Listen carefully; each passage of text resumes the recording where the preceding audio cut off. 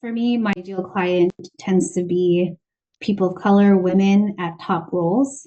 And the transformation that I tend to achieve with them is who are you? What are your values, your strengths, your vision? Get clarity on that. And then how can we have the confidence to make that happen? And as well as the concrete tools. How do you communicate with presence? How do you communicate with confidence? How do you communicate and get buy-in and then move the organization forward in a really impactful way? Welcome to Career Coaching Secrets, the podcast where we talk with successful career coaches on how they built their success and the hard lessons they learned along the way. My name is Davis Nguyen, and I'm the founder of Purple Circle, where we help career coaches scale their business to 7 and 8 figures without burning out. Before Purple Circle, I started and scaled several 7 and 8 figure career coaching businesses myself and consulted with 2 career coaching businesses that are now doing over $100 million each. Whether you're an established coach or just building your practice for the first time, you'll discover the secrets to elevating your coaching business. Hey everyone, welcome to another episode of Career Coaching Secrets podcast.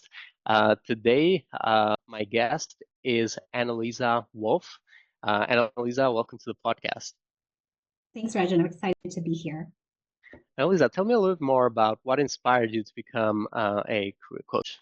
I feel like I've been a career coach my whole life, beginning when I was a kid in high school and college, asking the people around me what made their heart sing, which is a strange thing for a 12-year-old to ask an adult, but to ask them, do you like your job? What do you like about it? Why don't you like it? What do you wish you had decided to study? Or if you could wave a magic wand, what would you be doing? And I was so young asking those questions. I didn't know there was a field of career coaching. So to actually have this as my full-time job feels like a dream come true, a dream I didn't know I had even when I was a kid. Yeah, and how does the journey look like from the point that you started your coaching business to where you are at today? So career coaching, or just coaching, supporting, leading, has been the through line throughout my career. When I graduated from Stanford, I was a leader in the Air Force. I was a captain, went to business school, and I was a leader in corporate world, in marketing, then started schools for young kids in New York City, and then have been doing that for 15 years. And throughout this time, always supporting, coaching the leaders below me, the leadership of the organization. How can we support each other?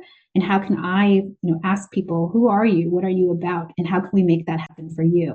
My career coaching journey, being full-time, started when I was the CEO of a nonprofit here in New York City. I wish that I had had a career coach.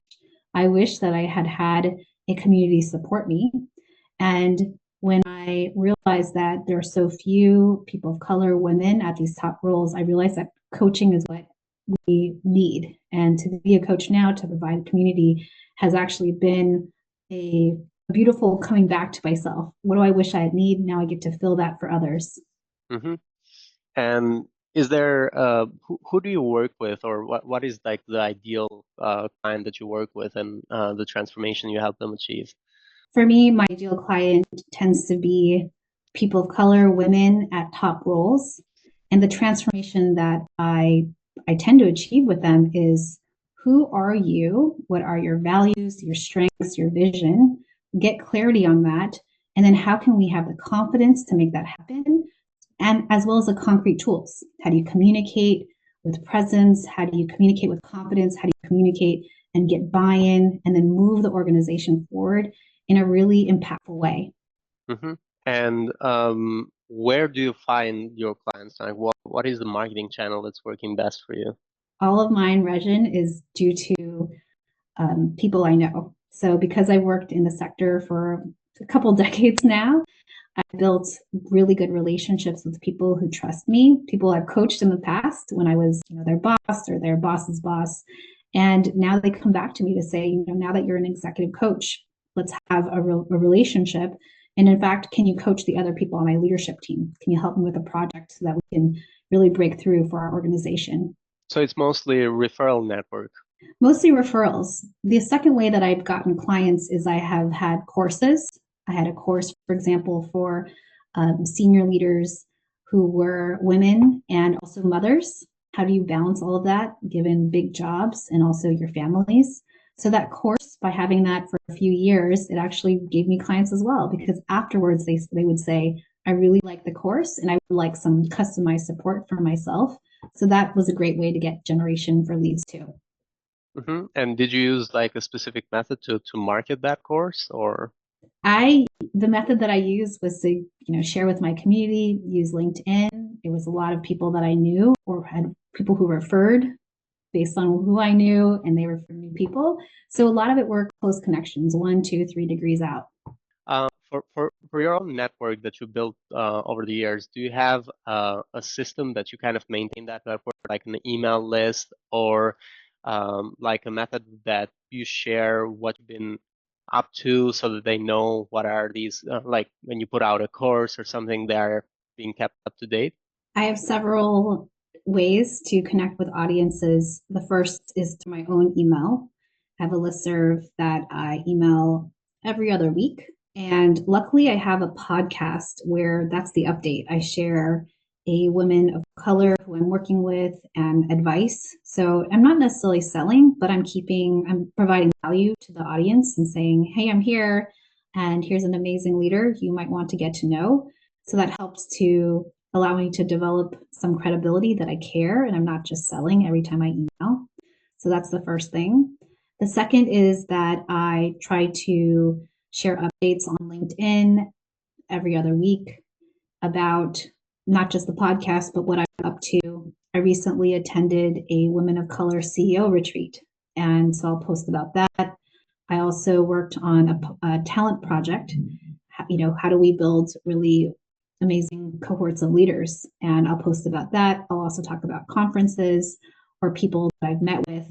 So it feels like it's an update and celebration. And it keeps me top of mind when people do need a coach. They'll hopefully think of me. Thank you for sharing that.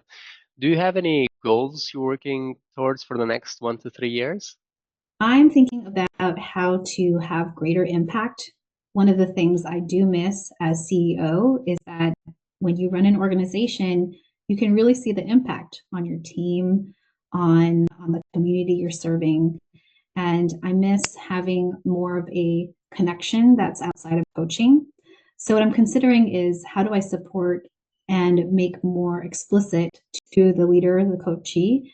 I'd love to support you with projects you're working on and think about maybe there's an advising role where I could get more deeper into the work and allow maybe more impact to happen. The second thing I'm thinking about is continuing to have cohorts of people who get together. We'll be launching a program about presence, pitch.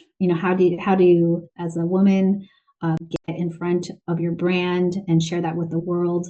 So I hope that will allow me, 1, to get new clients, and then 2, perhaps lead to more engagement. So those 2. Mm-hmm. And in terms of investment, what resource or support has been most valuable for you growing your coaching business? For me, I tend to do everything myself, and I luckily have a virtual assistant who helps me with my podcast, and she helps, share some practices with me. I'd never started a podcast before, so that's been a really big help. The second help I've gotten that I've valued is that I've been able to ask questions of fellow coaches. Coaches who are doing things differently, having different client success rates, asking them for their advice and asking them for real examples. What does your contract look like? How are you handling insurance? What kind of credit cards do you use? Those kinds of resources have been really invaluable. Mm-hmm. And what is something that you wish you had known when you first started scaling your coaching business? What is like an unexpected lesson learned from you?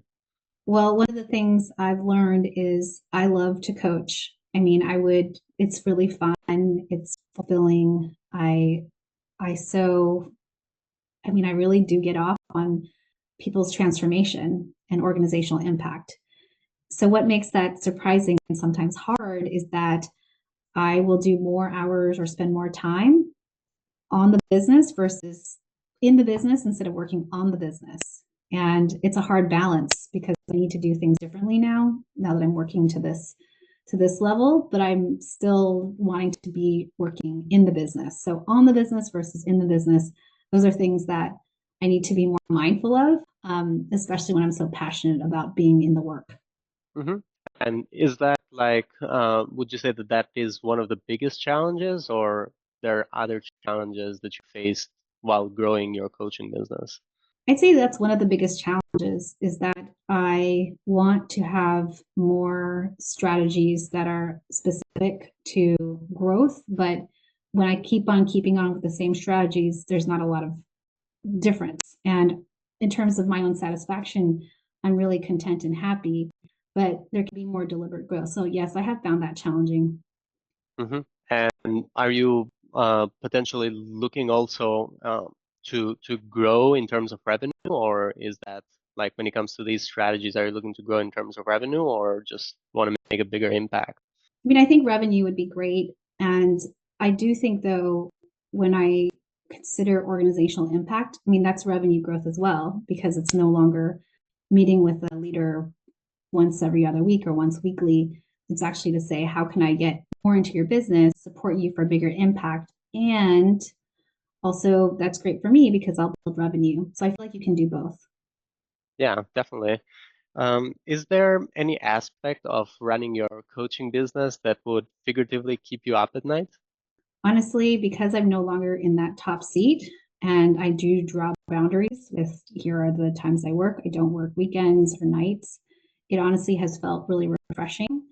So I don't have those types of keep me up at nights that I used to have a lot as a leader running my own organization. Hmm. And as a closing question, what advice would you give to other career coaches or executive coaches that are looking to scale their impact? For me, it's if you want to be a coach, you don't have to wait.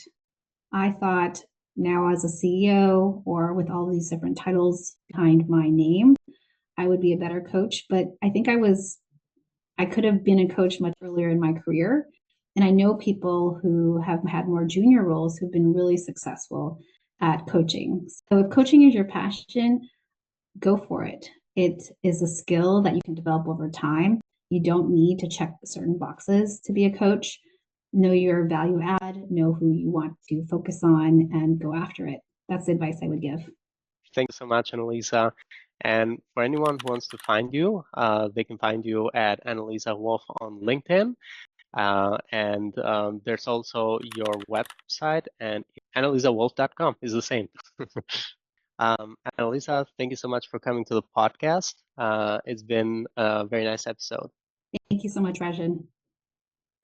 That's it for this episode of Career Coaching Secrets. If you enjoyed this conversation, you can subscribe to YouTube, Spotify, Apple Podcasts, or wherever you're listening to this episode to catch future episodes. This conversation was brought to you by Purple Circle, where we help career coaches scale their business to 7 and 8 figures without burning out. To learn more about Purple Circle, our community, and how we can help you grow your business, visit joinpurplecircle.com.